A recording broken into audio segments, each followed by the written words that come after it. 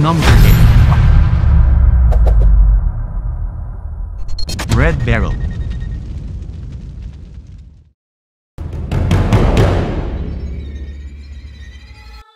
Ang Red Beryl, na kilala rin bilang Bixbyte o Scarlet Emerald, ay isang nakamamanghang bihirang gemstone na nagpasindak sa mga heolohiya at mahilig sa mga batong hiyas sa loob ng mga dekada.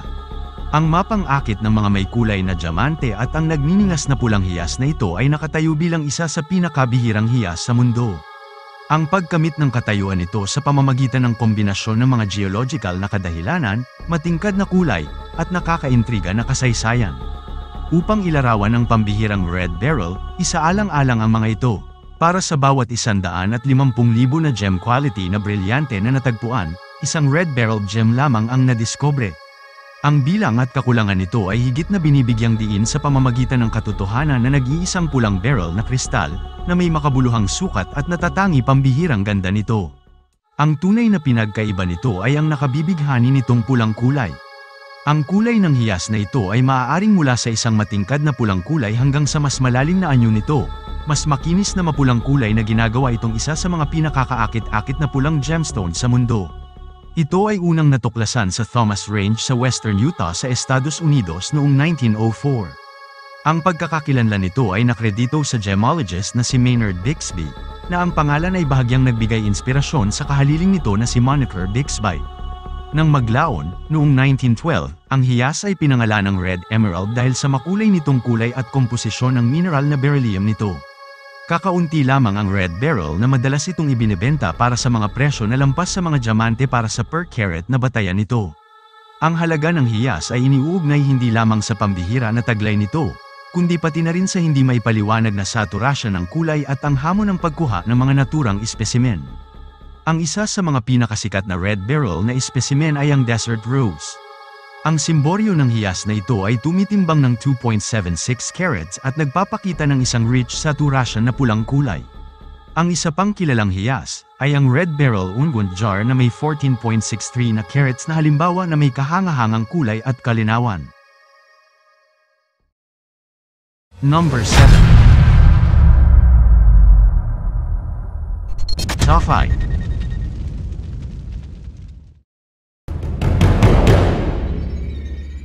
Nakatago sa kailaliman ng mundo ang mga mamahaling gemstones na ito na tinatawag na tophyte. Bahagi ng pang-akit nito at ang pambihira at kakulangan nito, ngunit isa rin ito sa mga pinakanatatanging kasaysayan sa lahat ng nakita natin sa ngayon. Ngunit para sa mga panimula, ang biswal na apela ng hiyas na ito ay ang walang humpay na kagandahan nito. Nagpapakita ito ng hanay ng mga kulay, mula sa mga pinong kulay ng lavender hanggang sa mas malalim na mauve o pink na sinamahan ng vitreous luster na nagpapaganda ng ethereal na kagandahan ng hiyas. Ang enigma ng rare minerals ng hiyas na ito ay ang mapang-akit nitong kagandahan na mahirap hanapin sa anumang hiyas. Kaya ano ang malaking katangian nito? Bueno, ang pambihirang tophyte ay resulta ng mga komplikadong kondisyon. Ang pagbuo nito ay nangangailangan ng pagkakaroon ng beryllium, aluminyo, at mga elemento ng bakas sa mga tiyak na sukat sa loob ng isang napaka-espesyal na kapaligiran. Ang mga kondisyong ito ay bihira sa kailaliman o crust ng kalupaan, na ginagawang ang tophyte na isa sa mga pinakamahihirap na hanapin na gemstone sa mundo. Sa isa pang bagong hiyas, ang pagtuklas sa tophyte ay isang kwento ng serendipity at intriga noong 1945. Nakuha ng gemologist na si Richard Taffy ang pinaniniwalaang isang spinel gemstone mula sa koleksyon ng isang mag-aalahas. Sa mas malapit na pagsusuri, napagtanto niya na ang hiyas na ito ay hindi isang spinel, ngunit isang ganap na kakaibang mineral. Ang hindi sinasadyang pagtuklas na ito ay humantong sa pag-unveil ng tophyte, at pinangalanan lamang ito bilang parangal kay Richard Taffy. Ang kanyang hindi inaasahang pakikipagtagpo sa hiyas na ito magpakailanman ay nag-iwan ng marka sa larangan ng gemology. Ang eksaktong bilang ng mga kilalang tophyte specimens ay nananatiling isang mahigpit na binabantayan na lihim. Iminumungkahi ng mga pagtatansya na kakaunti lang ang mga tophyte na hiyas sa mundo, na nagdaragdag sa mapang-akit nito katangian. Ang mga pagkakataong makatagpo ng isa ay katulad ng pagkapanalo sa loto. Sa loob ng mundo ng tophyte, may mga hiyas na nagniningning sa kislap ng mga liwanag. Ang Dorothy Violette tophyte na tumitimbang ng 7.2 carats, ay may pagkamangha sa mga mahilig nito. Ang isa pang kapansin-pansing hiyas ay ang Princess Tophyte, isang 2.68 carat na hiyas, na ipinagdiriwang para sa kulay pinkish na mauve nito. Higit pang nagpapatibay sa reputasyon ng Toph bilang isang hiyas ng natatangi nitong kagandahan. Number 6. Jeremy Givite.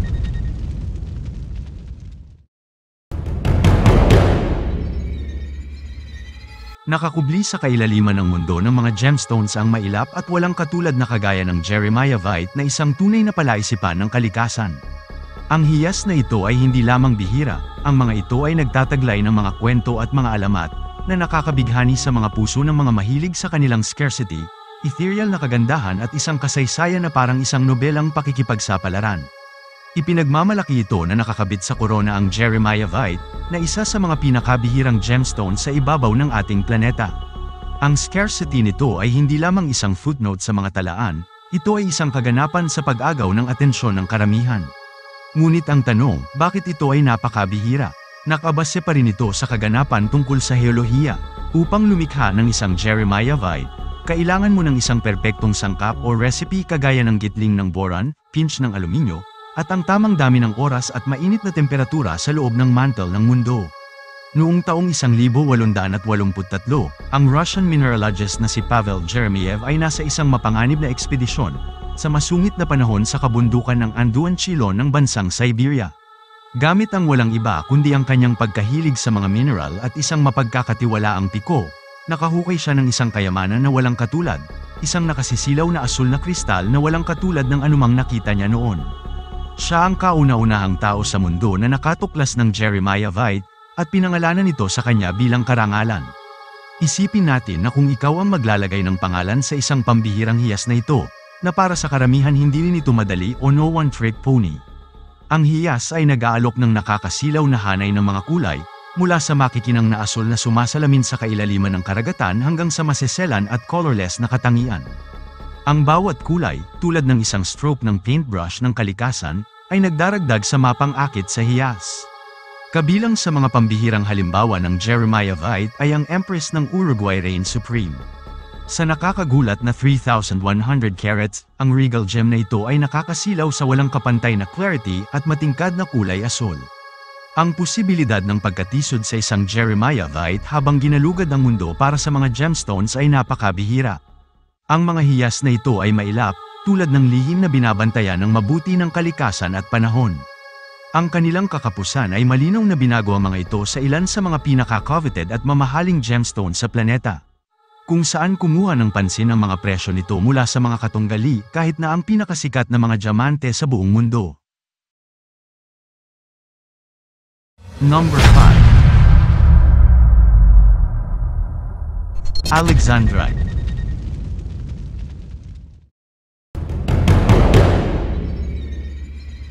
Sa lawak at mabatong kabundukan ng Ural Mountains noong 1830s, ang mundo ay ipinakilala sa isang gemstone na salungat sa mga inaasahan at makaakit ng mga imahinasyon ng karamihan. Ang Alexandrite ay unang nakilala ang pagiging natatangi ng hiyas na ito na nadiskubre ng isang mineralogist na si Niels Gustav Nordenskjöld, na kung saan isang berdeng bato na nakakaakit na sumailalim sa pagsusuri at nasaksihan ang pagbabago ng kulay nito.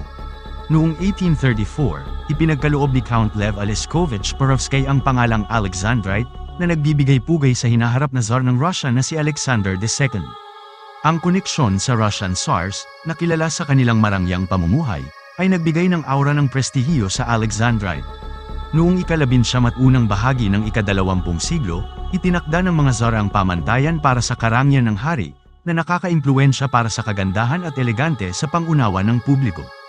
Ang asosasyong ito, na sinamahan ng intrinsic na kagandahan, tanyag na tao, at pagkabihira nito, ay nagbigay pugay sa Alexandrite na isang iginagalang na katayuan sa kolektibong kamalayan. Ang mapang-akit nitong katangian ay lumampas sa aesthetics, na may dalawang pangunahing salik na nagdidikta sa halaga nito. Ang kalapitan ng mga kulay sa purong berde at pula ay tumutukoy sa halaga na kasama ang pagkakaiba at pagbabago ng mga kulay nito. Ang pinakamahalagang specimen ay nagpapakita ng 100% na pagbabago ng kulay mula sa purong berde hanggang sa purong pula. Habang ang mga asul na berde at purplish o brownish na pula ay may mas mababang halaga. Ang pagka-clarity, bagaman makabuluhan, ay nangangailangan ng backseat sa mapang-akit na paglalaro ng mga kulay ng hiyas na ito. Ang laki ay isa ring mabigat na nakaka-influensya sa halaga ng merkado ng Alexandrite. Ang pambihira at halaga ng mga hiyas ay makikita sa mga presyo nito, na may pinakamataas na kalidad sa mga natural na hiyas hanggang sa 1 carat na kumukuha ng higit sa $15,000 bawat carat. Higit pa sa 1 carat, ang mga presyo ay tumataas sa isang nakakagulat na $50,000 hanggang $70,000 bawat carat na binibigyang diin ang pagiging eksklusibo nito. Ang pagkahumaling sa Alexandrite ay mga talaan ng kasaysayan ng gemological, ang pinakamalaking kilalang faceted Alexandrite, na tumitimbang ng 65.7 na carat na hiyas mula sa Sri Lanka, ay nagbibigay giliw sa Smithsonian Institution. Ang mga hiyas sa Russia, bagaman kahanga-hanga, ay bihirang humigit sa 30 carats, ngunit, ang tunay na pambihira ay nasa mga batong lumalagpas sa 5 carat, lalo na ang mga nagpapakita ng kapansin-pansing pagbabago ng kulay. Ang paglalakbay ng Alexandrite mula sa Ural Mountains hanggang sa mga bulwagan ng Smithsonian ay hindi lamang isang geological phenomenon. Ito ay isang testamento sa pangmatagalang pang-akit ng isang batong pang-alahas na sumasalungat sa karaniwan. Number 2. Blue Garnet.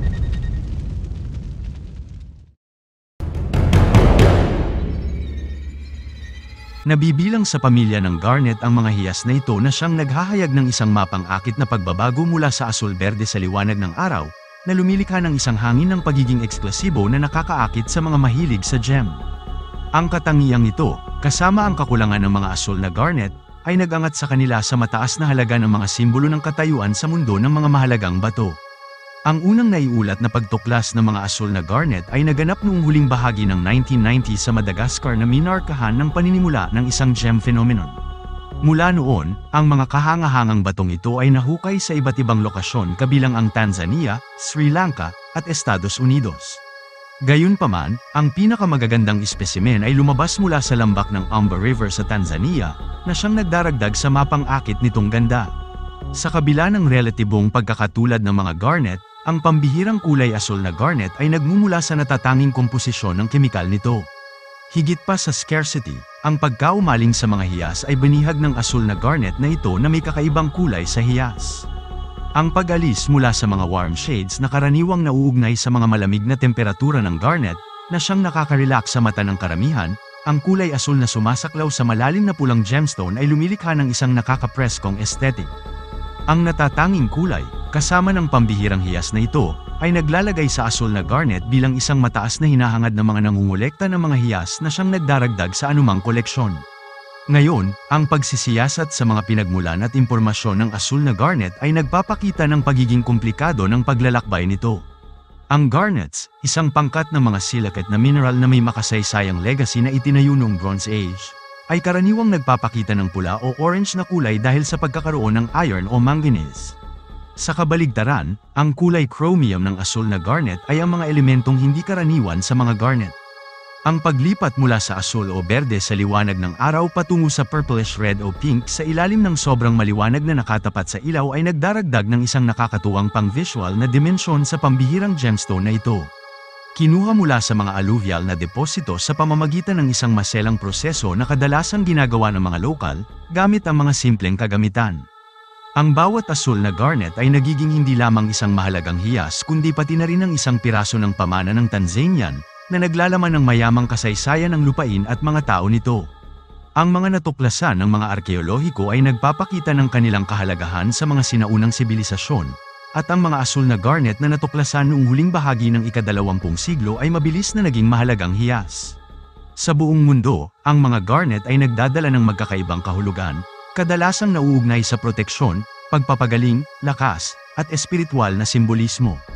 Ang mga asul na garnet, kasama ang kanilang natatanging tampok na paiba-iba ng kulay, ay sumisimbolo sa kakayahang umangkop at magpabago, na sumasalamin sa pagbabago na may kahusayan sa maraming bagay.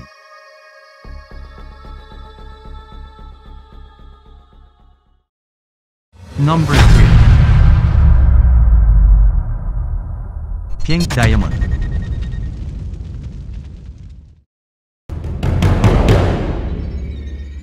Ang mga pink na diamante ang pinakabihira at pinakakaakit-akit na kagandahan ng kalikasan, ay isang patunay na nakakabighani at kahanga-hanga na matatagpuan sa kailaliman ng lupa. Karamihan sa mga ito ay kakaunti lamang ang natutuklasan, na kadalasan ay mababa sa 1 carat.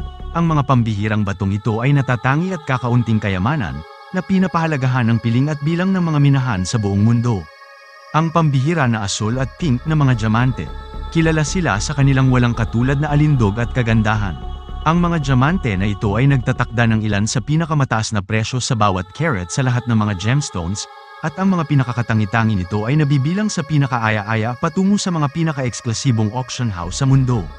Habang ang paggamit ng walang kulay na mga diamante sa adorno ay nagsimula noong hindi bababa sa ika-4 na siglo BCE sa India, ang naitalang pagtuklas ng mga pink na diamante ay nagugat sa unang bahagi ng ika-17 siglo CE. Ang tanyag na Kanir mine sa India ay nagsimula ang operasyon sa loob ng maraming siglo at pagkakaroon ng workforce ng mahigit 60,000 na manggagawa sa pinakamataas nito, ay nagsilang ng ilan sa mga pinakatanyag at magarbong kulay ng mga diamante, kabilang ang Dresden Green at ang Blue Hope Diamond. Ang unang naitalang reference sa isang pink na brilyante ay nagmula sa travelogue ng French merchant na si Jean-Baptiste de Vigner noong 1642, na nagsasalaysay ng napakalaking bato na humigit kumulang 200 carats, na pag-aari ng Mughals ng Golconda, na posibleng pinakamalaking pink na brilyante na naidokumento. Ang misteryo ng kung ano ang nagiging sanhi ng kulay pink na kulay sa mga diamante ay nananatiling isang kapiraso ng isang pangagham na hangarin, na may iba't ibang mga kadahilanan na nakakaimpluwensya sa mapang-akit na kulay na ito. Ang mga pink na brilyante sa partikular na lugar ay nakukuha mula sa mga nakapalibot nitong mga irregularidad sa atomic na istruktura, na nangyayari pagkatapos ng crystallization ng brilyante sa pamamagitan ng natural na plastic deformation. Ang pagkakaroon ng nitrogen na nagpapahina sa istruktura ng kristal ay may mahalagang papel sa paglikha ng kulay rosas na kulay. Maraming mga kilalang minahan sa buong mundo ang nagbunga ng ilan sa mga pinakakahanga-hangang pink na diamante, ang bawat isa ay nag-aambag sa tradisyonal at pambihira ng mga hiyas na ito. Ang Argyle Mine sa Kimberley ng Australia ay nagtataglay ng titulo ng pinakasikat na pinagmumula ng mga pink na diamante sa buong mundo sa mga taon ng pagpapatakbo nito mula 1983 hanggang 2020, na gumagawa ng tinatayang 70% ng pandaigdigang taunang produksyon.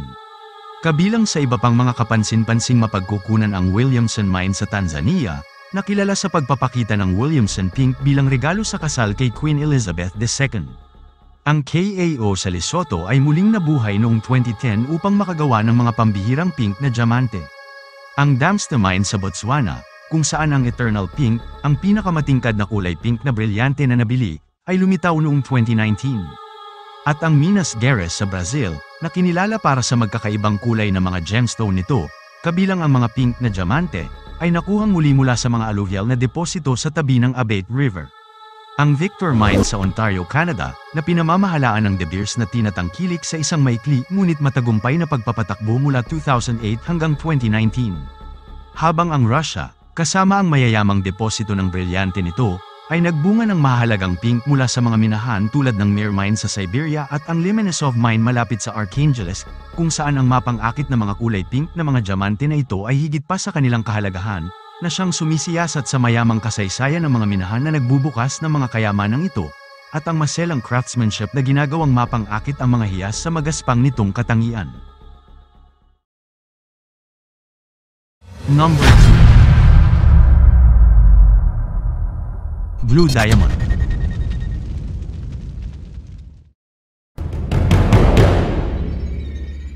Ang tugatog ng pambihirang mga pulang diamante sa mundo ng mga makukulay na mga batong hiyas, ay halos walang makabihag sa imahinasyon ng tao na katulad ng misteryosong asul na brilyanteng ito. Sa kabila ng kanilang kakulangan, na bumubuo ng mas mababa sa 0.02% ng lahat ng mga minahan ng diamante sa mundo. Ang hiyas na ito ay nakagawa ng isang pambihirang reputasyon, na hinabi sa pamamagitan ng pagdaragdag ng mga kwento ng mga sumpa, blockbuster sa pelikula, at upang sumanib bilang mga simbolo ng pambihira at pagkabighani. Ang paglalahad ng misteryo ng mga asul na diamante ay nagsasangkot ng pag-unawa sa papel ng boron, isang bihirang elementong mahalaga sa kanilang natatanging kulay. Ang boron, humigit kumulang 100 beses na mas mababa ang konsentrasyon sa mantle ng lupa kaysa sa crust, ay nag-aalok ng mga pahiwatig tungkol sa pinagmulan ng mga asul na diamante. Ang pagkakaroon ng boron malapit sa ibabaw ng daigdig kasama ang katatagan ng mga pagsasama ng mineral sa loob ng mga asul na kristal na brilyante ay nagpapahiwatig ng komplikadong mga prosesong geological na humuhubog sa mga pambihirang hiyas na ito. Ang salaysay ng mga asul na diamante ay nakahanap ng isang nakakahimok na panimulang punto at conclusion sa maalamat na brilyante ng pag-asa. Nagmula sa coal mine sa Golconda, India, ang unang naitalang asul na diamante ay gumawa ng pangalan noong taong ika-17 na siglo, nang ang gem merchant na si Jean Baptiste Tavernier ay bumili ng halos na 112 na carat na hiwa ng asul na brilyante na kilala bilang Tavernier Blue sa kamay ng hari ng France na si Louis XIV, at kalaunan ay pinalitan ng pangalan ng French Blue. Ang hiyas na ito ay naging bahagi ng French Crown Jewels ngunit nawala sa panahon ng magulong kaganapan ng French Revolution. Katagalan pinalitan ng pangalan nito ng Hope Diamond, ang hiyas ay natagpuan sa paraan na naipasa sa mga kamay ng iba't ibang mga may-ari, at ang bawat isa ay tila sinalanta ng kasawian at masamang trahedya. Dumaan din ito sa Cartier Jewelry House at kalaunan ay naibigay sa Smithsonian Institution ni Harry Winston noong 1958, ang Hope Diamond ay naging simbolo ng intriga at paghanga, na umaakit sa mahigit 100 milyong bisita sa National Museum of Natural History. Ang patuloy na pagkahumaling sa Hope Diamond ay umaabot sa pagtatanong tungkol sa potensyal na linya nito sa French Blue. Na ang pagsisiyasat, kabilang ang Gemological Institute of America, ay nagmumungkahi ng isang kapani-pani walang koneksyon, na nagpapahiwatig na ang Hope Diamond, na tumitimbang na ngayon ng 45.52 na carats, ay maaaring tunay na isang sinaunang kwento ng French Blue. Walang alinlangan na kinikilala ng Smithsonian ang koneksyon na ito, pinatitibay ang lugar ng Hope Diamond bilang isang mapang-akit na heirloom sa mundo ng gemology. Number 1. Red Diamond.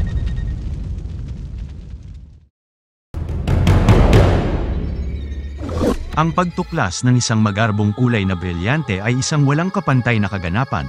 Ang bawat isa ay nagdaragdag ng isang layer ng kagalakan sa mundo ng mga mahalagang bato.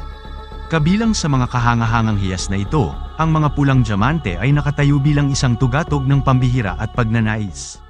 Ang kanilang scarcity ay sukdulan na kung saan ang mga diamante na kadalasang pula, ay walang katulad sa pamamagitan ng mga pangalawang kulay.